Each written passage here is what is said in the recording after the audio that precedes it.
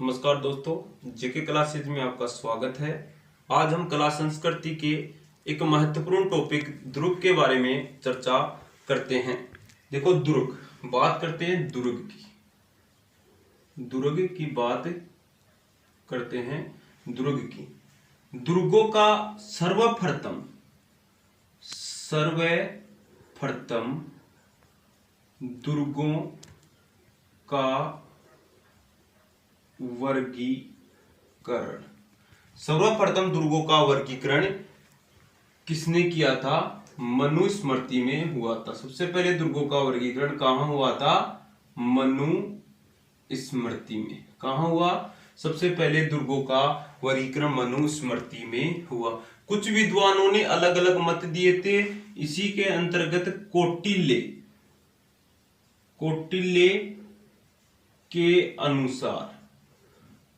के अनुसार दुर्गों को 4 श्रेणियों में बांटा गया था। कितनी श्रेणियों में बांटा गया था? दुर्गों को 4 श्रेणियों में बांटा गया था। 4 श्रेणियां कौन सी हैं? देखो, सबसे पहले बात करते हैं औदक श्रेणी। कौन सी श्रेणी?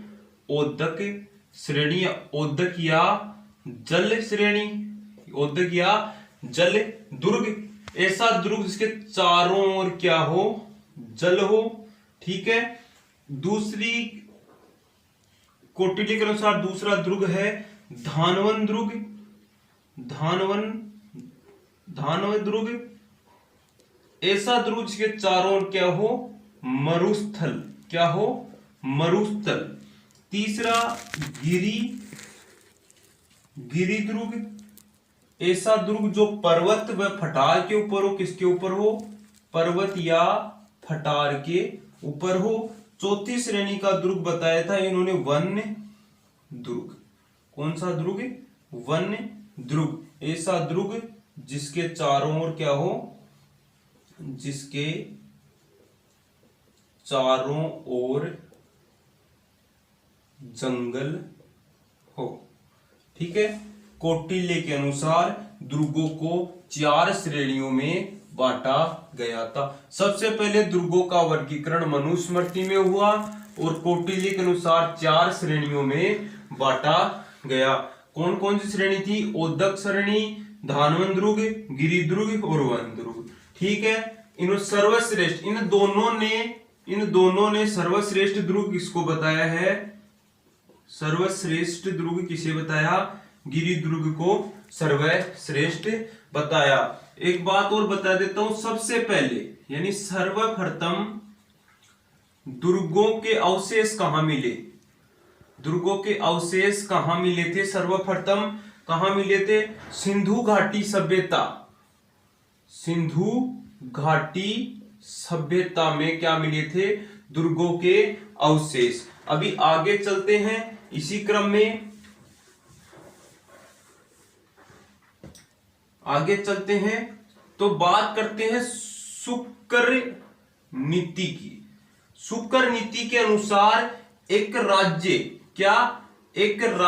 के 7 अंग बताए गए हैं। क्या बताए गए हैं? एक राज्य के 7 अंग बताए गए हैं। कौन कौन से हैं? पहला अंग कौन सा है? एक राज्य के 7 अंग बताए गए। सबसे पहले होता है राजा, दूसरा कोष, तीसरा मंत्री, राजा, कोष, मंत्री, सुहत, चौथा बात करें सुहत, पांचवा राष्ट्र, छठा सेना और 7वां क्या था आपका? दुर्ग। ठीक। एक राज्य की शुक्र नीति के अनुसार एक राज्य के 7 अंग बताए हैं, इसमें राजा, कोष, मंत्री, सुहत, राष्ट्र, सेना और दुर्ग। कहने का मतलब इसी के अंदर क्या आ गया? आपका दुर्ग आ गया। अब बात करते हैं शुक्राचार्य या शुक्र नीति के अनुसार दुर्गों को कितनी श्रेणियों में बांटा गया था? 9 श्रेणियों में बांटा गया था। कितनी श्रेणियों में बांटा गया था? 9 श्रेणियों में बांटा गया था। सबसे पहले बात करते हैं हम 1 नंबर लगा के एरण दुर्ग। किसकी बात करते हैं? एरण दुर्ग।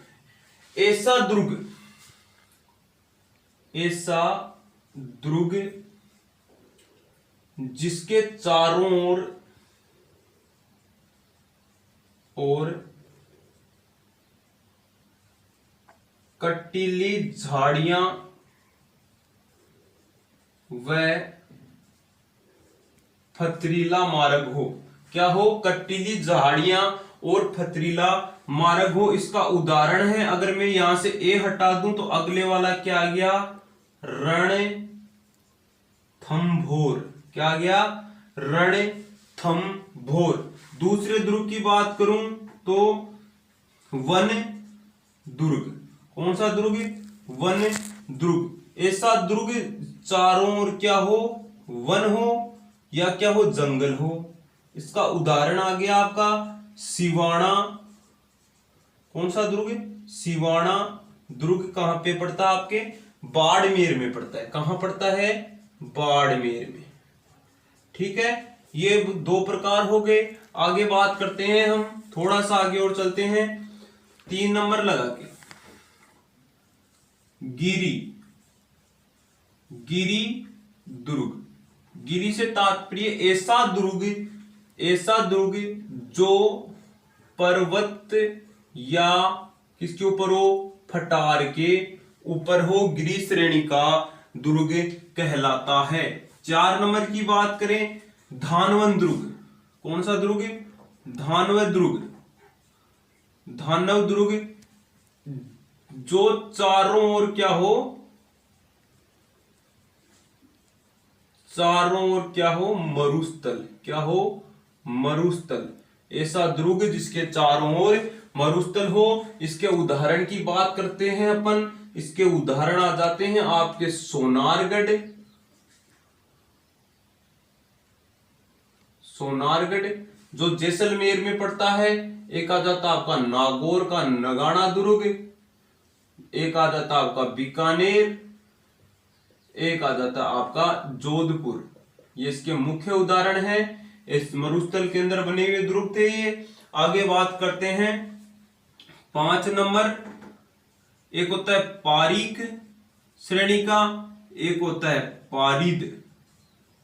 एक तो होता है पारीक, एक होता है पारिद। पारीक का मतलब होता है चारों ओर क्या हो? चारों ओर खाई हो।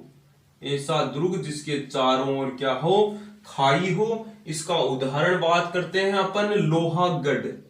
लोहागढ़ ये पड़ता आपका भरतपुर के अंदर। ठीक है, लोहागढ़ पड़ता है भरतपुर के अंदर। ऐसा दुर्ग जिसके चारों ओर खाई हो। पारिद श्रेणी का मतलब होता है चारों ओर क्या हो? दीवार। चारों ओर दीवार हो या दीवार से निर्मित दुर्ग क्या कहलाता है? पारिद श्रेणी का दुर्ग कहलाता है। इसका उदाहरण है कुंभलगढ़। कौन सा है? कुंभलगढ़ दुर्ग इसका उदाहरण है। आगे बात करते हैं अपन इसी क्रम में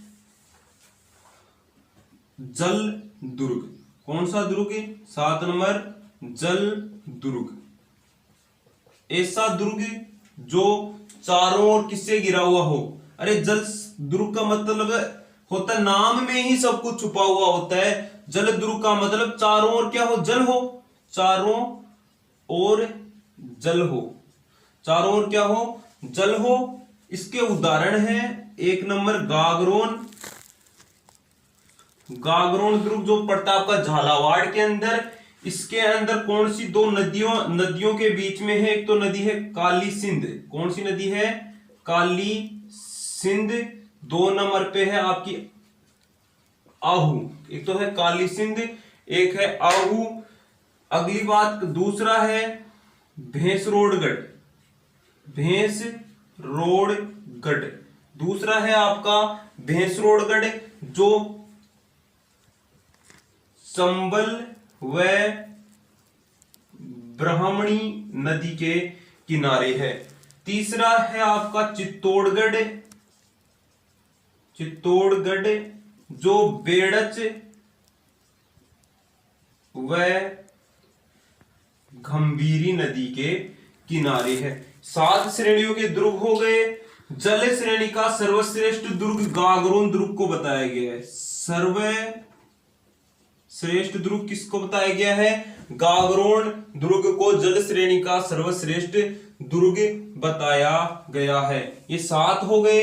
अगले 2 और बच रहे हैं। एक तो बच गया आपका सैन्य दुर्ग, एक हो गया आपका सहाय। ये तो सूरवीरों के अनुकूल ये होता है सैनिकों के अनुकूल। सैन्य दुर्ग का मतलब है ऐसा दुर्ग जिसकी रक्षा सैनिकों द्वारा की जाती हो, सैन्य दुर्ग कहलाता है। सहाय का मतलब है सूरवीरों के अनुकूल। ऐसा सहाय का कोई उदाहरण नहीं है। सैन्य दुर्ग को शुक्र नीति के अनुसार सर्वश्रेष्ठ दुर्ग बताया गया है। सैन्य दुर्ग शुक्र नीति के अनुसार सर्वश्रेष्ठ दुर्ग है। और गिरी दुर्ग कौटिल्य व मनुस्मृति के अनुसार सर्वश्रेष्ठ दुर्ग है। अब आगे अपन बात करते हैं राजस्थान में, भारत में सर्वाधिक दुर्ग कहां पे है? भारत में सर्वाधिक दुर्ग कहां पे हैं? एमएच से मतलब आपका महाराष्ट्र से। महाराष्ट्र का कौन सा स्थान है? प्रथम स्थान है। ठीक है। दूसरा स्थान आपका आता है एमपी और तीसरा स्थान आता है आपका राजस्थान। ठीक है। पहला स्थान महाराष्ट्र, दूसरा एमपी, तीसरा राजस्थान का आता है। और राजस्थान में सर्वाधिक कहां पे है? राजस्थान में सर्वाधिक दुर्ग कहां पे है? अपन का जो जयपुर जिला है वहां पे क्या है? सर्वाधिक दुर्ग है। आगे बात करते हैं सबसे प्राचीन दुर्ग। सबसे प्राचीन दुर्ग कौन सा है? नवीनतम दुर्ग कौन सा है? सबसे प्राचीन दुर्ग की बात करूं तो सबसे प्राचीनतम दुर्ग है आपका भटनेर दुर्ग। कौन सा दुर्ग है? भटनेर दुर्ग, जो 3री शताब्दी में बना था। इसके बारे में बात करते हैं। दूसरा पूछ ले तो चित्तौड़गढ़ आता है। कौन सा आता है? चित्तौड़गढ़। नवीनतम दुर्ग है आपका लोहागढ़। कौन सा है? लोहागढ़, जो पड़ता है भरतपुर के अंदर। ठीक है। 1733 ईस्वी में सूरजमल जाट ने इसका निर्माण करवाया था। सूरजमल जाट ने इसका निर्माण करवाया था। ठीक है। 1733 के अंदर। एक दुर्ग जो मुस्लिम शैली से निर्मित है, मुस्लिम शैली से निर्मित कौन सा दुर्ग है? मैगजीन दुर्ग। कौन सा दुर्ग है? मैगजीन दुर्ग। आगे बात करते हैं मैगजीन दुर्ग जो मुस्लिम शैली से निर्मित है। ठीक है। सबसे बड़ा लिविंग पोर्ट, सबसे बड़ा क्या होता है? लिविंग फोर्ट कहां पे है? चित्तौड़गढ़। कौन सा है? चित्तौड़गढ़। दूसरे की बात कर लें कि दूसरा सबसे बड़ा, तो कौन सा आएगा? सोनारगढ़। एक और प्रश्न आता है मिट्टी से निर्मित। मिट्टी से